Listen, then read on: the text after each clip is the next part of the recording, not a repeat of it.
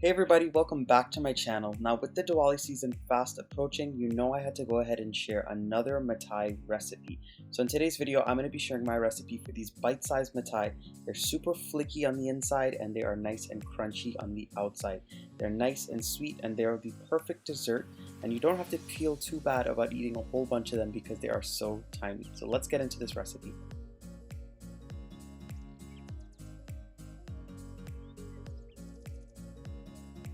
The ingredients for my Mithai are very simple. These are all things that you could have on hand already in your homes.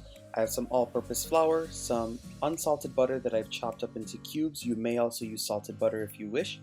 I'm going in with some freshly grated coconut and also using some custard powder. Now, if you wanted to, you could use the prepackaged coconut, but you will have to increase the butter amount because that coconut is much drier than the fresh. And as for the leavening and the spices, we're going to need some baking powder so this way they can be a little fluffy on the inside.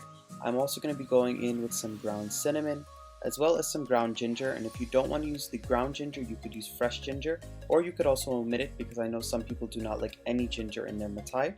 And also I'm going to go in with some freshly ground anise seeds, and that's going to give it a really nice licoricey tone to the Mithai.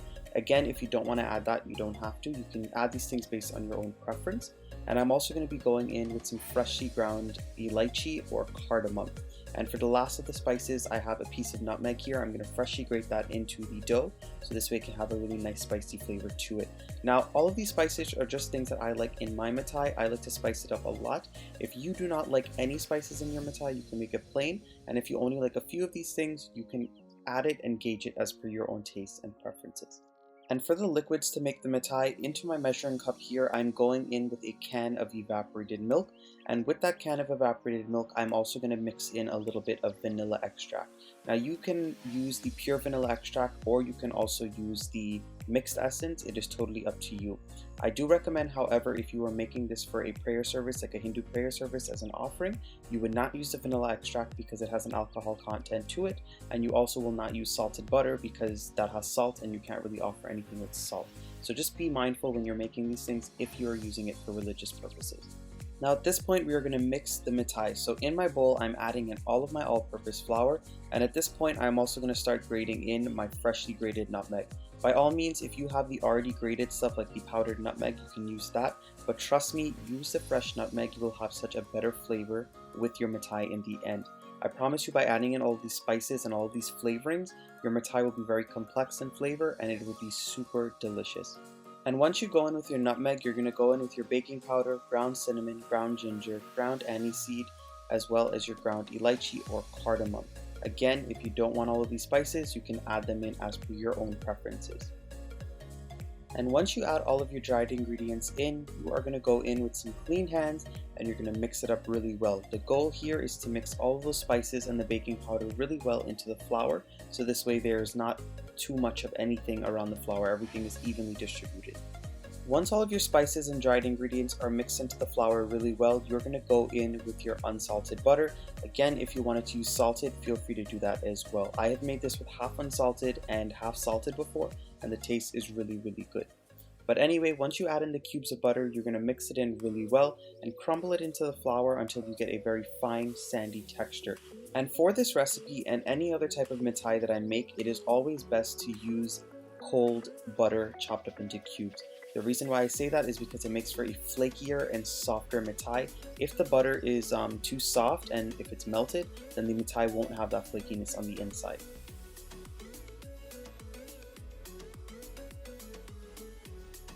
Once you mix your butter in and you get a fine sandy texture, you're going to go in with your custard powder as well as your freshly grated coconut.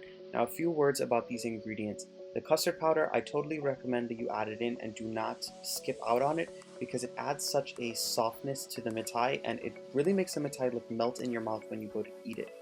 And as for the coconut, I always recommend freshly grated coconut. You can find this in the freezer section of your grocery store sometimes, or you can even burst your own coconut and grate it yourself. If you wanted to use the pre-packaged coconut like the sweetened coconut flakes or even desiccated coconut, you would have to make sure that for the coconut flakes you grind it up a little bit so it's finer in texture. And regardless if you're using the coconut flakes or the desiccated coconut, you would have to increase the butter. So maybe 2 or 3 more tablespoons of butter, so this way you can have a very soft Mithai as well. I say this because the packaged coconuts do not have any of the fat content and they are not as moist as the fresh coconut is. Once your coconut and custard powder are mixed in really well, you're going to start to slowly stream in that mixture that we made with the evaporated milk and the vanilla extract. Again, if you don't want to use vanilla extract, you can use mixed essence, and if you don't want to use either, you can omit both of them.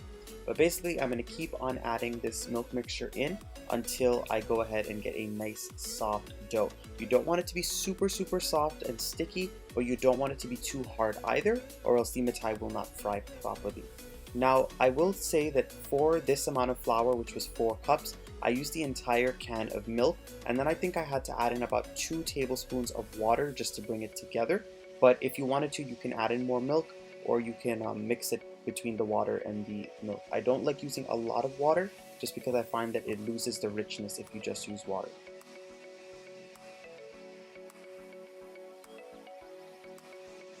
As you guys can see, this dough came together really well. It is nice and soft, it is not too hard. When I press down on it, the indent stays there. That's how you know it's done. You don't want to knead it too much, or else you might toughen it up a little too much. Alright, so it is time to put on the stove.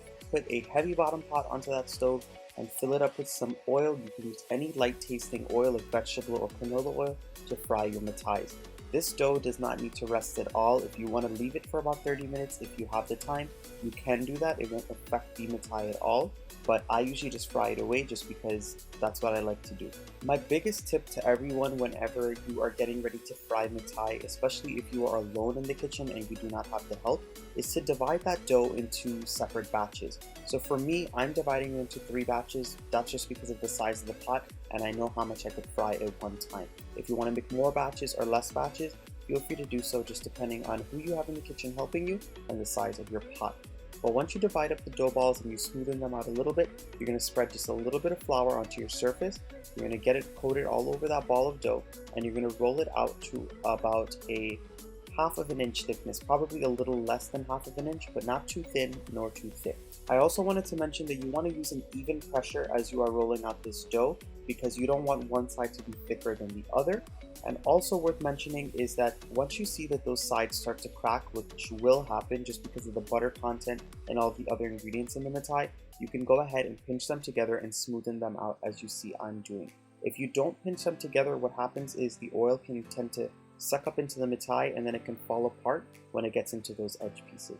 Now, since I did say I am making tiny mithai or bite-sized mithai, I wanted to go ahead and use a pizza cutter because it's going to help me get nice and even little bite-sized pieces.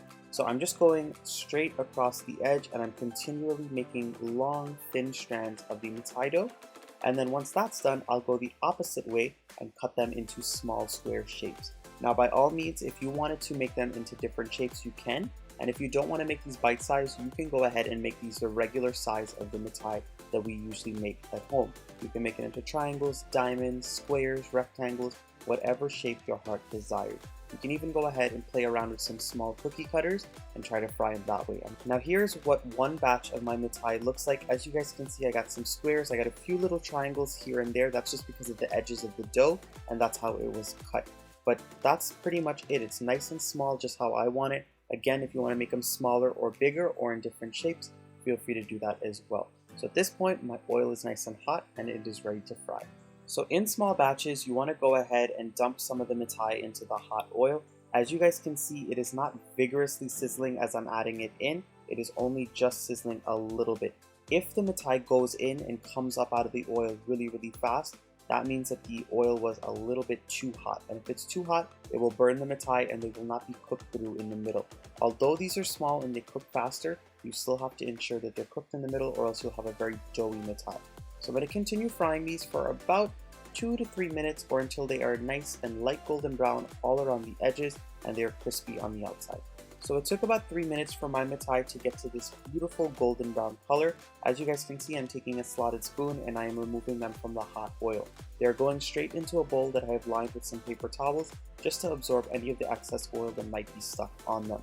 And once you go ahead and take this first batch out of the oil, you're going to go ahead and put some more batches in. You're going to continue rolling out the rest of your pieces, cutting and frying, and then we can move on to making the sugar syrup for the pot.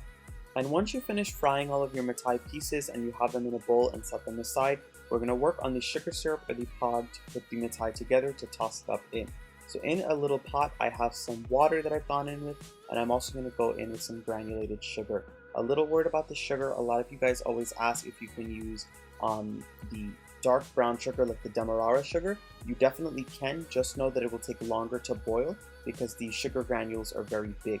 You cannot use the American brown sugar that has the molasses in it, because if you use that, it'll be very chewy and it'll actually come out like a caramel. It'll never truly crystallize, so be careful of that. Now I'm just going to stir this mixture up really well. We want the sugar to dissolve and we want it to boil without water until we get a sugar syrup that'll crystallize all over the mithai. I have my heat on about a medium-high heat, so this way it can start to bubble up really well and get boiling. And before I let this start to cook up by itself, I wanted to go in with a little more vanilla extract. Again, you can use mixed essence or you can omit it if you don't want any of these things. And I'm also going to go in with some extra elychee or ground cardamom into that syrup. I only do this because when you bite into that mithai, not only are you punched with all of that flavor on the inside, but you have a beautiful, flavorful, sugary coating all over the mithai too. So I'm going to continue stirring and I'm going to boil it for usually about 10 minutes it takes on a medium-high heat, but it might take longer or less time for you. So I'm going to show you guys a way that I always know my mithai is done. Once you see that it starts to get thick, it took me about 10 minutes to get to this stage. You're going to go ahead and pour a little bit over some mithai that you took out in the tiny bowl. So basically I took a few mithais, poured the sugar syrup on, and I'm tossing it up. If you see that the sugar syrup starts to get glossy and starts to form a cloudy white coating on the spoon and on the mithai, that's your indication that the sugar syrup is done and not overcooked.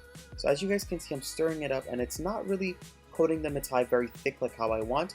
And if you look closely at the spoon, it is not white and cloudy either at the moment. So this needs maybe about 1 to 2 more minutes, and then I'll show you guys what to look for when it is actually done. So it's been about another 2 minutes that the sugar syrup is boiling. I took a little bit more mithai out of that bowl that I fried and I put it into this bowl and I added a little bit of sugar syrup on. As you guys can see as I'm tossing it up, that spoon, it's getting very cloudy and white. That's your indication that the sugar syrup is done and it is ready to crystallize over the mithai. If it is getting really white very fast, that means you might have overcooked the syrup. And again, if it is not getting cloudy at all, that means the sugar syrup is not cooked enough. So I have all of my mithai in my bowl here and they are ready to be tossed up with the sugar syrup that's done boiling. All you want to do is go ahead and pour that syrup evenly all over the mithai, and you want to get in there with a spoon of your choice. Tossing up mithai is very important as to what spoon you're using. So some people like to use a wooden spoon, some people like to use a metal spoon. I really like to use my metal spoons, so I'm going to go in with that.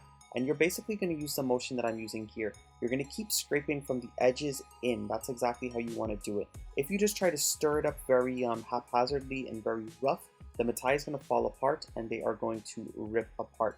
Some of them will rip regardless, but to ensure that not a whole bunch of them rip up, you want to go ahead and just slide the spoon across the side and keep on tossing it really well.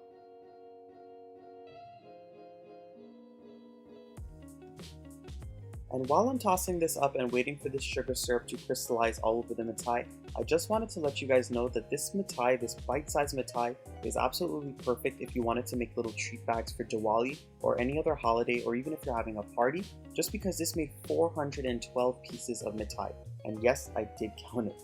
And once that sugar syrup coats all of the pieces of mithai and it's all crystallized and dried up, that is your time to start tossing up the bowl a little bit. All you want to do is shake it, so this way any pieces of mithai that might have been stuck together and any pieces of sugar that are not crystallized yet, they can dry up and the pieces can be separated from each other. And at this point, your mithai is ready to serve. I recommend serving them warm because they are super delicious that way, but also stale mithai really tastes good too. And if you guys enjoyed this video today, please go ahead and give it a thumbs up, subscribe if you are not subscribed yet, and come join the Matthew's Guyanese Cooking family and leave those comments down below. Bye everyone!